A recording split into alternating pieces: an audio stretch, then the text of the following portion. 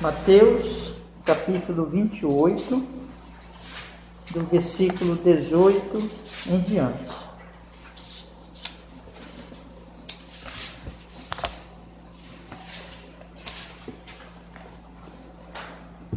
Diz a palavra do Senhor. E chegando-se Jesus, falou-lhes dizendo: É-me dado todo o poder no céu e na terra.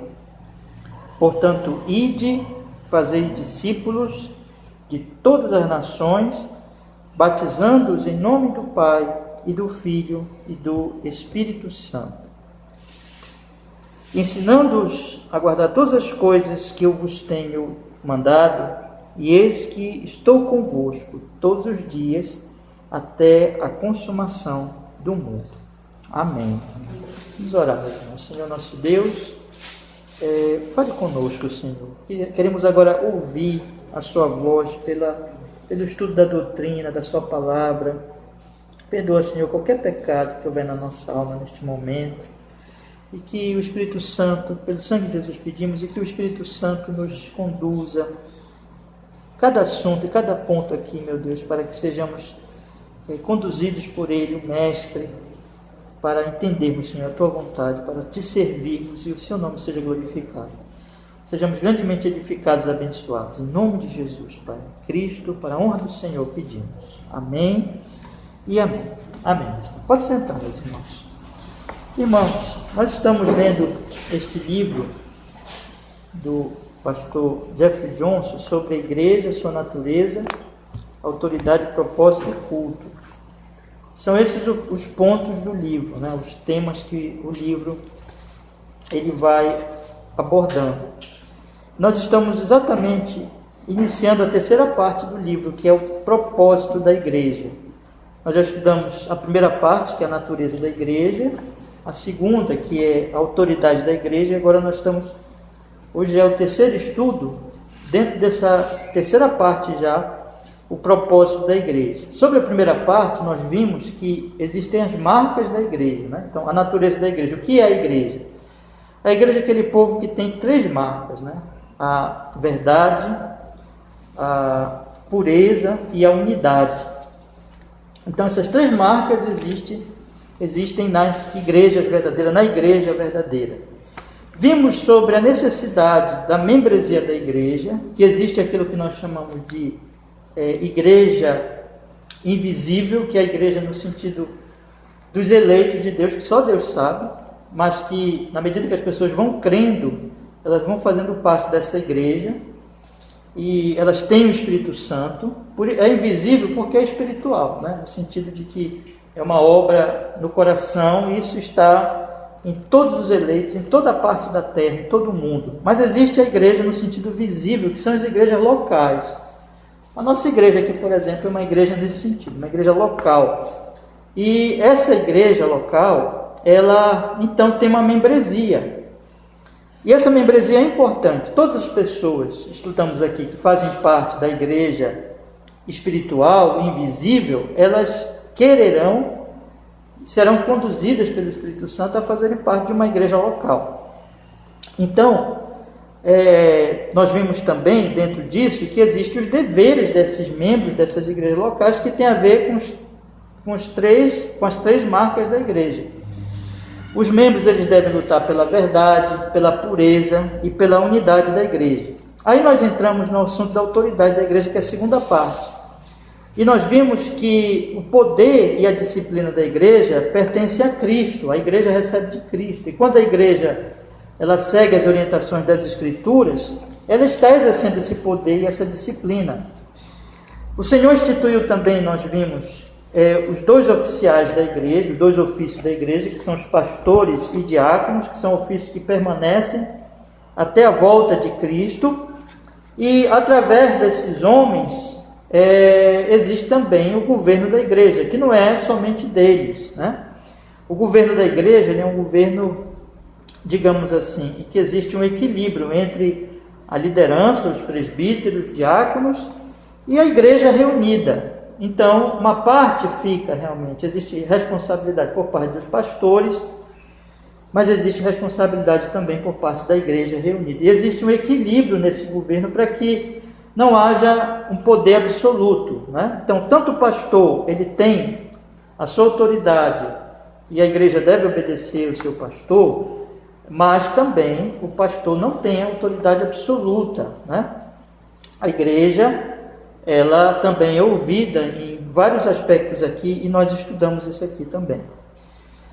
E aí nós começamos, irmãos, a entrar exatamente no propósito da igreja, que nós vimos sobre a missão da igreja, e nós temos aqui 3 capítulos dentro dessa terceira parte.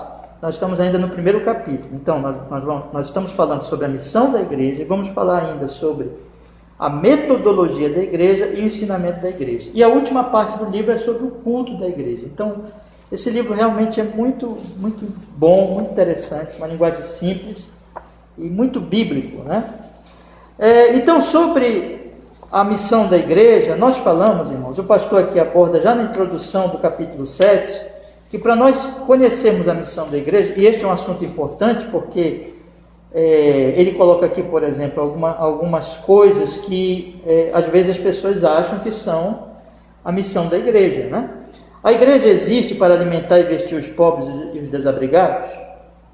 A igreja existe para trazer restauração cósmica e reforma política à nossa sociedade? A igreja existe para combater injustiças e as desigualdades sociais? É claro que a igreja existe para pregar o evangelho, mas e quanto a esses outros objetivos, né? Então, nós sabemos que nós estamos num tempo e que até muitas teologias elas vão ensinar uma missão da igreja como se a igreja fosse uma ONG, um partido político, mas a igreja ela tem uma missão bem específica dada por Cristo.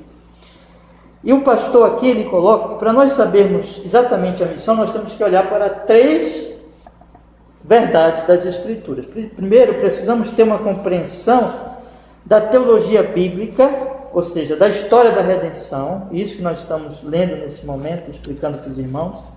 Segundo, nós precisamos examinar a natureza da igreja para que possamos entender a missão da igreja, o que é a igreja, né? E terceiro, nós precisamos olhar a própria declaração da missão dada por Cristo. E esta declaração, ela está exatamente nesse texto que eu estou começando sempre com os irmãos no estudo desse capítulo aqui do livro. O Senhor Jesus Cristo ele diz no versículo 19: portanto, ide, fazei discípulos de todas as nações, batizando-os em nome do Pai e do Filho e do Espírito Santo, ensinando-os a guardar todas as coisas que eu vos tenho mandado, e eis que eu estou convosco todos os dias até a consumação do mundo.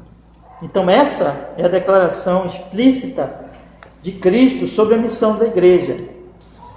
Então, meus irmãos, nós entramos na primeira parte, que é estudar, observar a questão da história da redenção. Existe uma história da redenção, a Bíblia, na verdade, ela mostra isso claramente. Nós temos que depois da queda até a volta de Jesus, existe um império das trevas, um mundo mau, do qual Satanás é o príncipe, e um mundo de rebelados que caíram em Adão e que odeiam a Deus. E esse mundo, meus irmãos, está visível, está diante dos nossos olhos. O mal com certeza existe no mundo e todos nós percebemos claramente, né? A maldade, a morte e todas as dores e os sofrimentos que são consequência desse mal que existe no mundo. Mas existe também a redenção que foi trazida a nós em Cristo Jesus, que já é revelada logo quando o homem cai, em Gênesis 3,15, quando Deus diz assim: porém inimizade entre ti, ele está falando com a serpente, né? Porém inimizade entre ti e a mulher, entre o seu descendente e o teu descendente. Este te ferirá a cabeça e tu lhe ferirás o calcanhar. Ali o Senhor já profetizou, já pregou. Quem primeiro pregou o evangelho foi o próprio Deus. E no jardim do Éden, ele já disse assim: olha, vem um descendente da mulher que vai pisar a cabeça da serpente, que é o diabo, né? Então, meus irmãos, Deus foi revelando esse plano até a vinda de Jesus, e Jesus, é ele que cumpre realmente essa promessa. Ele é o Redentor. É Ele que traz a nova aliança de fato. Então nós temos, dentro desse plano de redenção, que existem, como o pastor coloca aqui, 2 eras e 2 reinos, digamos assim, coexistindo, né? Eles existem ao mesmo tempo. Então nós temos o reino das trevas, que é desse mundo, mas nós temos o reino de Deus. Só que esse reino de Deus não é visível. Não é, você não vai ver lá, olha, tem um território, tem uma nação com lei, com constituição, e tem um presidente ou um rei desse país, desse reino de Deus. Não é assim. Existe o Brasil, existe a América, os Estados Unidos, existem os países da Europa, existem esses países, mas o reino de Deus não é um reino assim. Ele é um reino ainda invisível. Por quê? Porque ele está no coração de todo o crente. Deus reina, mas ele reina ainda, não é uma coisa visível, né? Mas ele reina no coração dos cristãos. Então os cristãos, aí o pastor coloca aqui numa linguagem muito, muito interessante, que eu tenho repetido aqui para vocês. Vou até ler aqui na página, vou fechar aqui rapidinho, na página 148, ele diz no finalzinho lá, ele diz assim: neste sentido, a igreja, como casa de Deus, funciona como embaixada do reino dos céus na terra. Então a igreja é como uma embaixada, né? Esses dias aí nós vimos a notícia, uma notícia triste, né, de que atacaram a embaixada de um país, de outro país, dentro do nosso país.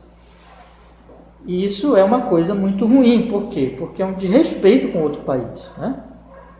A embaixada, ela é o país representado naquele outro país, né? No estrangeiro, digamos assim. Então, o que ele está colocando aqui é que a igreja, ela é uma embaixada do céu. Então, você não vai encontrar um país chamado Reino de Deus. Você vai encontrar Brasil, Estados Unidos, Inglaterra, enfim.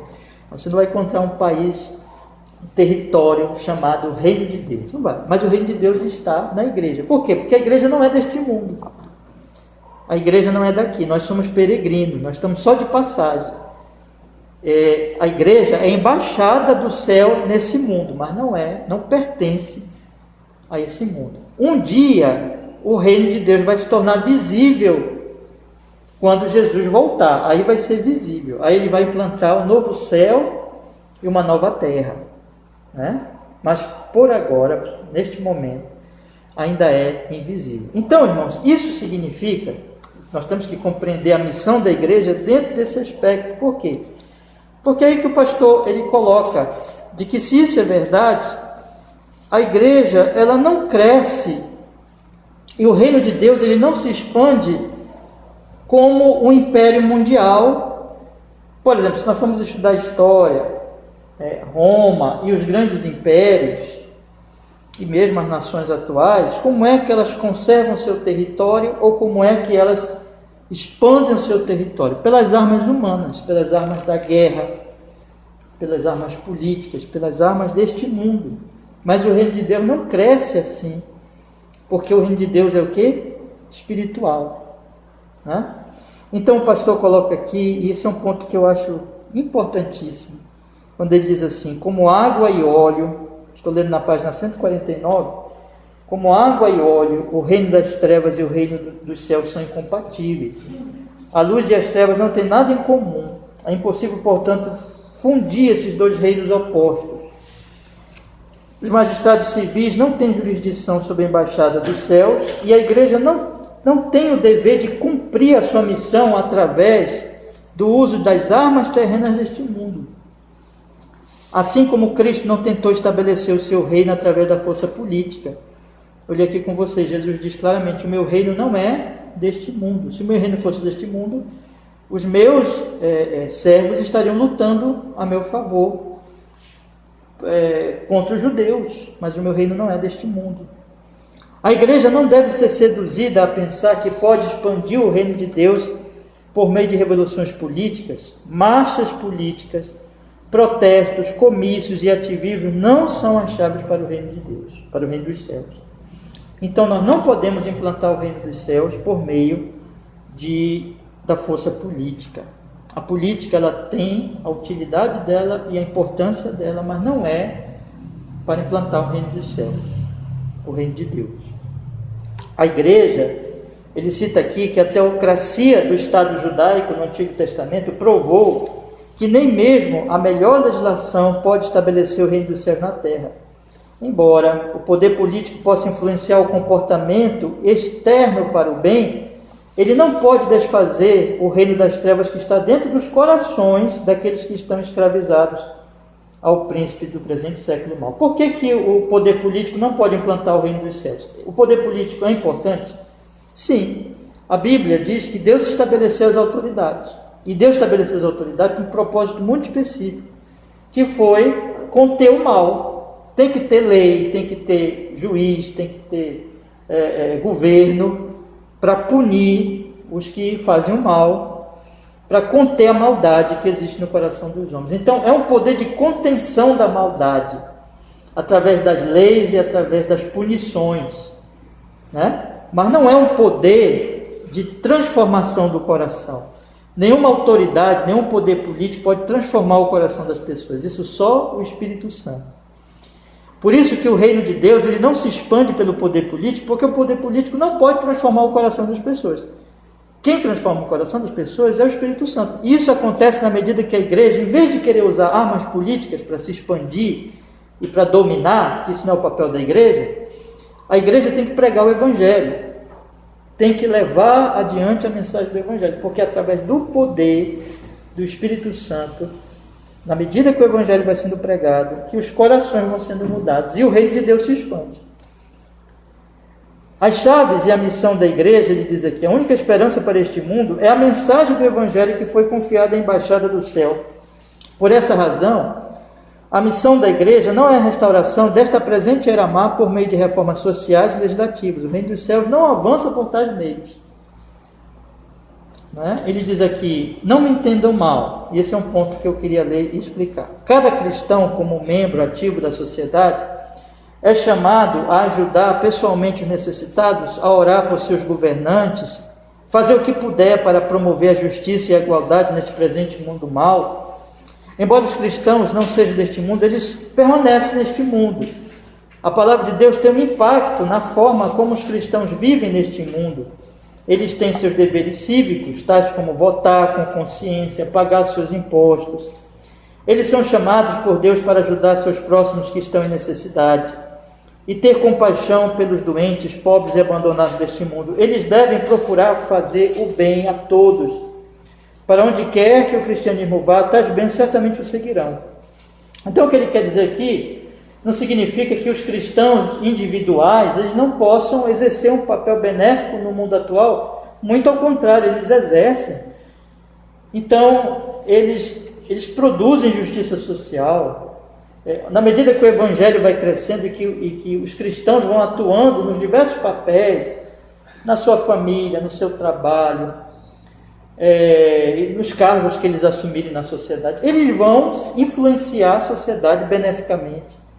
A sociedade, ela vai melhorar, evidentemente, né? Isso, inclusive, é histórico. Na medida que o Evangelho vai se expandindo, nações vão tendo influências do Evangelho e dos cristãos naquela sociedade e vão tendo melhoramentos ali. Isso acontece, isso faz parte. O cristão, ele não é... Veja, irmãos, a política não deve ser usada para implantar o reino, mas o cristão não é contra a política, né? Ele deve votar bem, ele deve ter consciência política, ele deve saber o que está acontecendo na sua nação. Isso é verdade. Aí ele continua falando assim: no entanto, as responsabilidades dos cristãos individuais e as bênçãos que seguem a propagação do Evangelho não são a mesma coisa que a grande comissão que Cristo deu à igreja enquanto uma sociedade de crentes. Aqui eu quero fazer uma diferença, que é isso que ele quer fazer aqui, bem claramente. Existe uma diferença entre cada um de vocês atuarem na sociedade como indivíduos, influenciando a sociedade para o bem, que isso vai acontecer se nós somos cristãos, nós vamos influenciar a sociedade para o bem, isso é uma coisa. Outra coisa é nós, como corpo de Cristo, como igreja, né? Nós confundimos a nossa missão, que não é política e não é social, né? A nossa missão é espiritual. Então existe uma diferença entre a influência que um cristão individualmente ele faz na sociedade, ele fará, e a missão da igreja como corpo de Cristo, como ele coloca aqui, vou ler de novo. No entanto, a responsabilidade dos cristãos individuais e as bênçãos que seguem a propagação do Evangelho não são a mesma coisa que a grande comissão que Cristo deu à igreja enquanto uma sociedade de crentes. Então a igreja, como sociedade de crentes, ela tem uma missão muito específica dada por Cristo. Então isso aqui se aplica à igreja local. A igreja local não é um partido político, não é uma ONG. Ela tem um papel. Eu não posso, por exemplo, usar esse púlpito aqui para falar de política partidária, de dizer vote nesse, vote naquele, né? Já disse isso semana passada. O púlpito, o culto, é a pregação do Evangelho. Ainda que vocês, no dia das eleições, vão votar da melhor maneira possível. Percebe a diferença entre o que é individual e o que você faz a partir de como cristão você olha o mundo e você vou votar nesse, naquele candidato, ou eu vou influenciar, vou ajudar aqui e ali a sociedade, dessa daquela forma. Isso é uma coisa. O efeito do Evangelho realmente causa isso.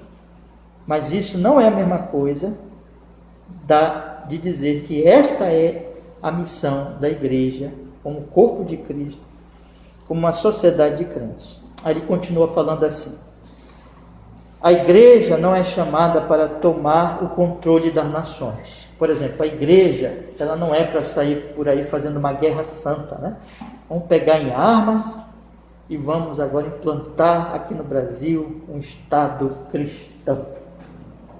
Nunca nós vamos conseguir, porque não é esse o nosso papel. A igreja não é chamada para tomar o controle das nações. Vamos tomar agora posse do Brasil. Nem sequer é chamada para alimentar as nações. Deus não prometeu santificar a cultura ou redimir os governos terrenos. Nós sabemos que enquanto o mundo for mundo, haverá injustiças e pecados. E haverá esse tipo de mundo que nunca vai ser perfeito.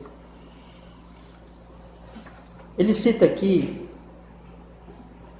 Ernest Bleckable, que avalia corretamente o problema. Eu vou fazer aqui citação deste escritor que o pastor Jeffrey Johnson cita aqui.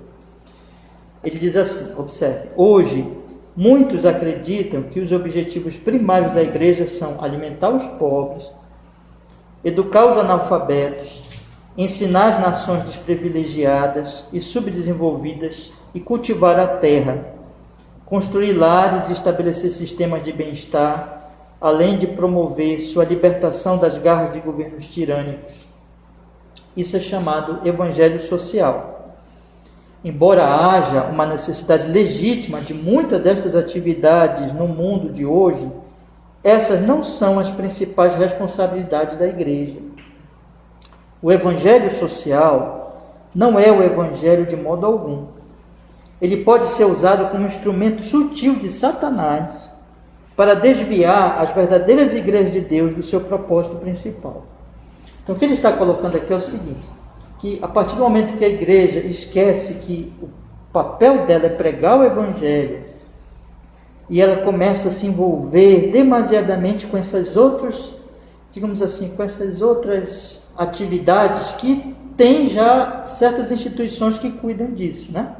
Então, por exemplo, alimentar os pobres, educar os analfabetos, ensinar nações desprivilegiadas e subdesenvolvidas a cultivar a terra, construir lares, estabelecer sistema de bem-estar, além de promover sua libertação das garras de governos tirânicos. Isso é chamado evangelho social.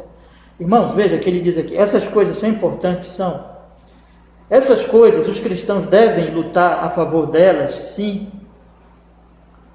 Mas isso é uma coisa, essa é a diferença que nós temos que fazer.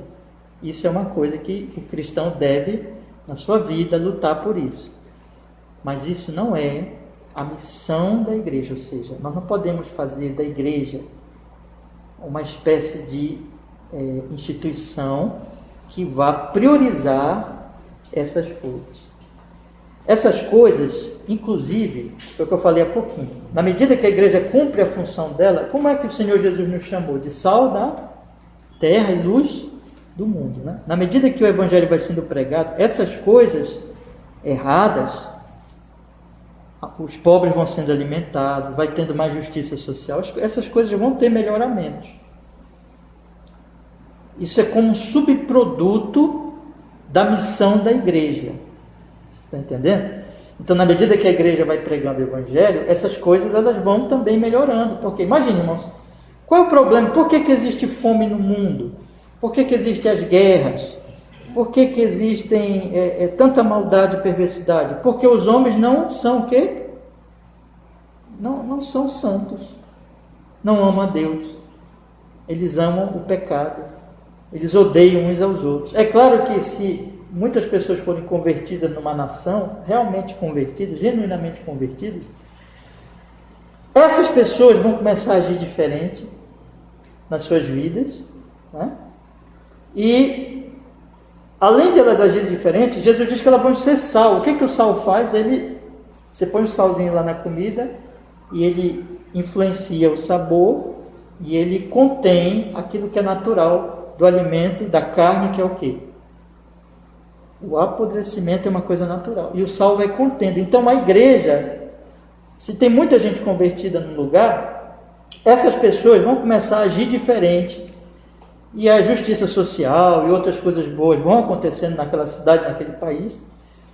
E esses cristãos vão contendo a maldade dos outros. Porque essa é a função da igreja também. Pelo seu exemplo, pelo seu testemunho, pela sua vida. E isso, meus irmãos, é um subproduto, digamos assim, da pregação do evangelho. Isso de fato acontece. Mas nós não podemos confundir isso com a missão da igreja. É isso que eu queria deixar, até estou repetindo aqui, para que fique bem esclarecido aos irmãos, aproveitando aqui a leitura deste livro, né? Aí o pastor Jeffrey Johnson volta a falar. Aliás, antes de falar, eu queria só destacar aqui ainda deste teólogo que ele cita. Nós temos que ter cuidado com as sutilezas de Satanás. Irmãos, Satanás, ele ataca a igreja o tempo todo, ou pela perseguição, ou pela sedução. Eu já disse isso aqui outras vezes, né? Então, ou ele persegue a igreja, ou ele usa um poder político para perseguir a igreja, ou ele usa a política para fazer os cristãos acharem assim, opa, nós precisamos da política para nos ajudar, né? Para nos ajudar a pregar o evangelho, ou para nos ajudar a melhorar a sociedade. Isso tudo é artimanha maligna. Essas coisas não podem se misturar. Igreja tem a função dela e os governos, as autoridades têm a função deles. Eles podem, se eles nos perseguirem, nós temos que manter firme a pregação do evangelho e até morrer por Cristo, como muitos já morreram, né? E muitos morrem hoje em outras nações. Se eles tentarem nos seduzir, nós temos que dizer, alto lá, não. Nós não precisamos do poder político para implantar o reino. Esse cuidado precisa ter em cada cristão. O evangelho social não é um evangelho de modo algum, ele pode ser usado como instrumento sutil de Satanás para desviar as verdadeiras igrejas do seu propósito principal. Então, aqui no caso, é aquela coisa de pensar que a igreja ela tem que fazer abraçar essas agendas e começar a praticar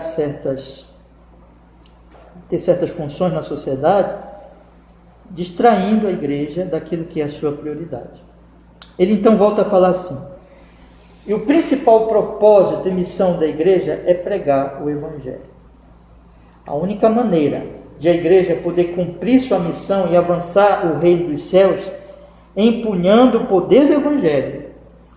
As chaves para o reino dos céus não são o ativismo social e a dominação do mundo, mas a mensagem do perdão em Jesus Cristo. A igreja foi encarregada destas chaves por uma razão. Somente dispensando os poderes da era vindoura por meio da pregação da palavra de Deus, os filhos deste mundo mau serão libertados da escravidão, das trevas e do príncipe deste mundo. Somente pela pregação do Evangelho é que o reino do céu se expandirá por todo o mundo para aqueles que creem. O reino do céu não avançará de outra forma. A igreja é chamada para resgatar os pecadores deste século mau, trazendo o poder e as bênçãos da era vindoura para aqueles e somente aqueles que entregam as suas vidas ao Rei do céu. No retorno glorioso de Cristo, toda a criação será restaurada, bem como a glória e o conhecimento de Deus cobrirão a terra como a água cobre o mar. Isso está lá em Abacuque 2,14. Quando o reino dos céus estiver cheio de um povo redimido de cada nação, língua e tribo de pessoas, então o trabalho e a missão da igreja estarão concluídos. Então, e somente então, os reinos do mundo vieram a ser do nosso Senhor e do seu Cristo, e ele reinará para todo sempre. Até lá, enquanto estiver no presente século mau, a igreja precisa se certificar de não se distrair e deixar de lado o único poder que tem para realizar mudanças reais neste mundo caído: o Evangelho de Jesus Cristo. Então, irmãos, esse é o nosso programa, essa é a nossa agenda, essa é a nossa função. Nós temos que pregar o Evangelho. Ele diz: quando o reino dos céus estiver cheio de um povo redimido de cada nação, língua, tribo, pessoas, então o trabalho da missão da igreja estará concluído. Só vai ser só quando Jesus retornar, quando estiver consumado, quando aí a igreja tiver concluído realmente o seu trabalho. Mas enquanto não acontece isso, irmãos, não temos que nos distrair. Nossa função como igreja é pregar o Evangelho, e o Evangelho do perdão em Jesus Cristo. Irmãos, tomemos cuidado. Eu creio que é um alerta para esse tempo que nós estamos vivendo no Brasil. Não caiamos na sedução de que o poder humano pode implantar o reino dos céus. E não caiamos também no método ímpio de implantar as coisas. Os homens odeiam uns aos outros e destroem uns aos outros, inclusive na política, no mundo econômico e tudo. É o egoísmo humano. Nós somos chamados, nós somos enviados para amar as pessoas, para pregar o Evangelho do perdão, não para odiar ninguém. Então existe uma diferença muito grande entre a missão da igreja, o trabalho da igreja de Cristo Jesus, e o que a gente vê no mundo. E é isso que faz diferença. A igreja é a embaixada dos céus. A igreja ela tem um comportamento diferente. Eu estou enfatizando muito nas exposições do domingo à noite, nós estamos estudando isso e vendo que Jesus fala isso. Que Jesus diz que uma das marcas da igreja, que faz diferença com o mundo, é o amor. É o amor. É o amor que vem de Cristo. Nós somos levados, nós vamos levar as pessoas que estão lá fora a mensagem do Evangelho, do amor de Cristo. Essa é a nossa missão. Isso tanto no sentido a igreja como corpo e os cristãos individualmente, que eu disse para vocês, que eles influenciam a sociedade, exatamente levando o mesmo amor e a mesma graça de Deus para as suas atividades do dia a dia. Eles vão viver de acordo com o Evangelho de Jesus na casa. Ele vai ser um pai, ela vai ser uma mãe, a moça vai ser um filho, o rapaz vai ser a moça vai ser uma filha, o rapaz vai ser um filho, de acordo com o Evangelho. Se ele for um empresário, ele vai ser um empresário de acordo com o Evangelho. Um empregado de acordo com o Evangelho. Um cidadão de acordo com o Evangelho. Isso transforma a vida do homem. E o mundo vai olhar e vai, segundo Jesus, lá em Mateus capítulo 5, vai dizer,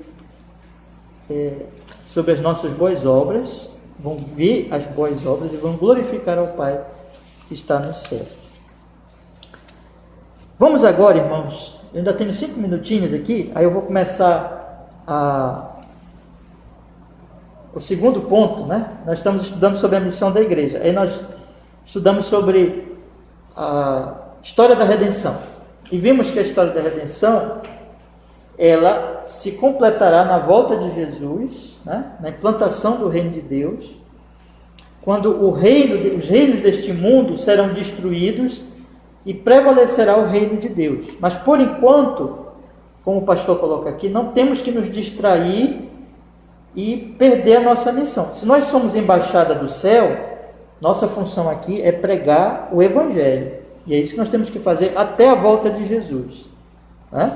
Então, quando o Senhor Jesus Cristo diz, ide fazer discípulos, ele diz também, é-me dado todo o poder no céu e na terra, e ele diz, eis que estou convosco todos os dias, até a consumação do mundo. Então, nós temos que ir pregando o Evangelho até ele voltar, e ele está conosco nesse nosso trabalho de pregar o Evangelho.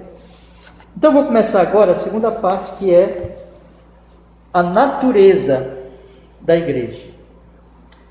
A linha cronológica da história da redenção não só ilumina a missão da igreja, bem como a natureza da igreja também indica a sua missão.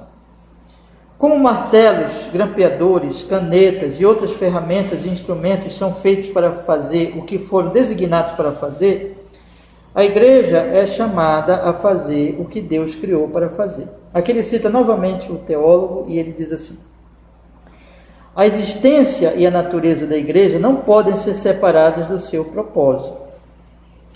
Com isso em mente, a igreja foi estabelecida pelo Senhor para adorar e glorificá-lo, proclamando o Evangelho ao mundo e sendo administradora dos meios de santificação dos santos, através da sustentação e propagação da palavra de Deus. Paulo explica em Efésios 4:9 e 16 que a igreja tem 3 objetivos distintos. Primeiro, manter sua unidade intrínseca em Cristo, funcionando como uma comunidade interdependente. Segundo, crescer em pureza na busca da santidade pessoal e corporativa. E terceiro, permanecer firme e crer e proclamar a verdade. Cada objetivo não está apenas ligado ao outro, mas também contribui para o desempenho do outro. Ao amadurecer nessas 3 áreas, unidade, pureza e verdade, a igreja glorifica a Deus seguindo o seu propósito. E qual é o propósito da igreja? Ser o que Deus a criou para ser, um povo unido e santo, que sustenta e segue e propaga a verdade da palavra de Deus de uma forma inflexível. Eu vou parar aqui e semana que vem nós vamos falar dessas coisas, mas eu queria já colocar na mente dos irmãos, deixar os irmãos pensando já que essas coisas elas estão ligadas àquele capítulo que nós já estudamos sobre a natureza da igreja.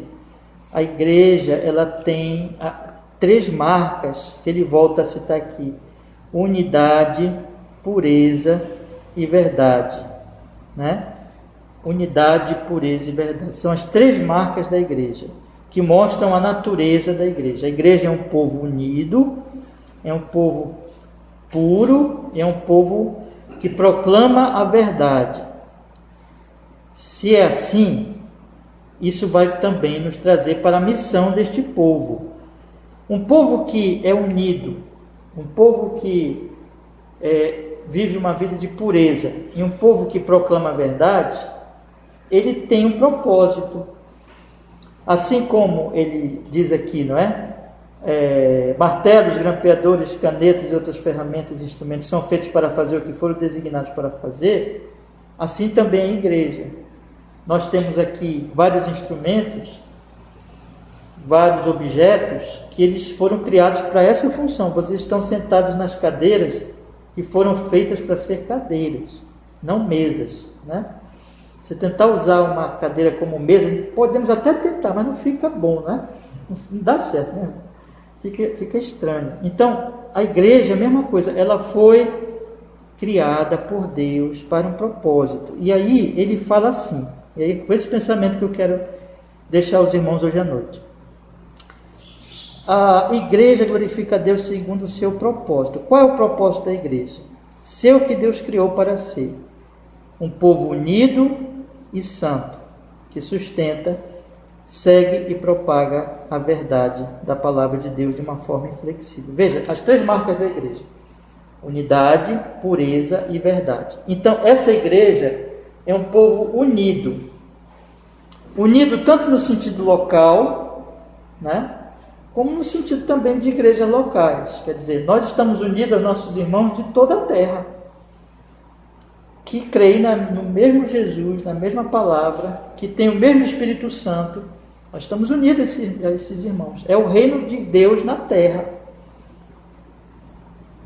Essa unidade, ela vai se tornando cada vez mais real na medida que nós vamos sendo purificados. É claro que a igreja não é perfeita.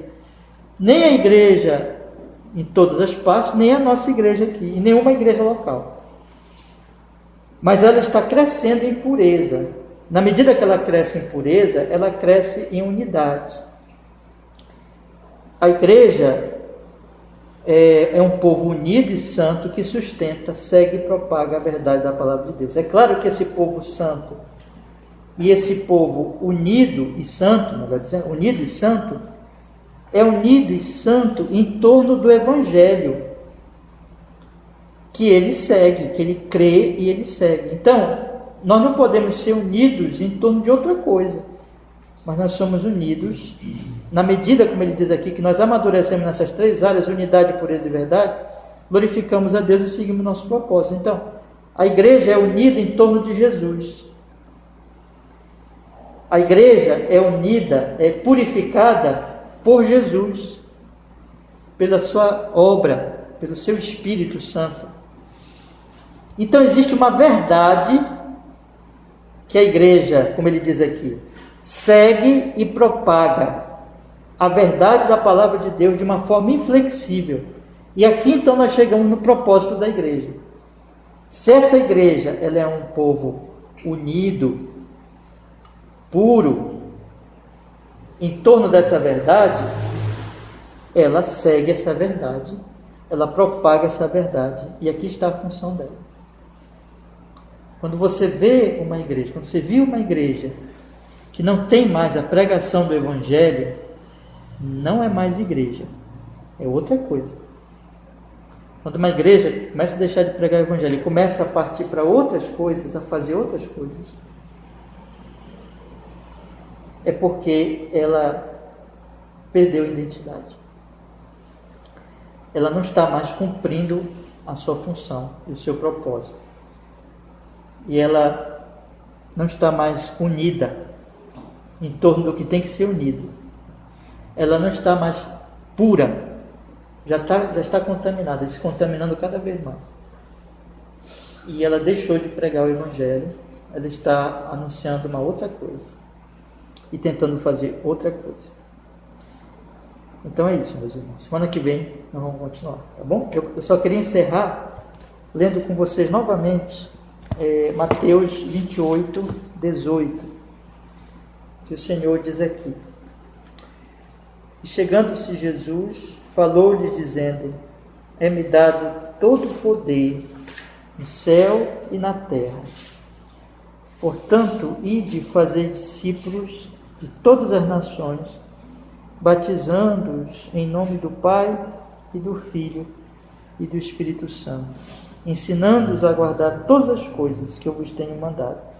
E eis que estou convosco todos os dias, até a consumação do mundo. Amém. Vamos orar? Pedir que Deus nos abençoe. Senhor nosso Deus, obrigado, Senhor, porque nós podemos estudar esse assunto tão importante. Queremos pedir pela sua misericórdia que nos guarde, Senhor, a nossa igreja local e cada um de nós individualmente na verdadeira missão que nós temos, que é levar o Evangelho, que é proclamar o Evangelho de Jesus, Pai.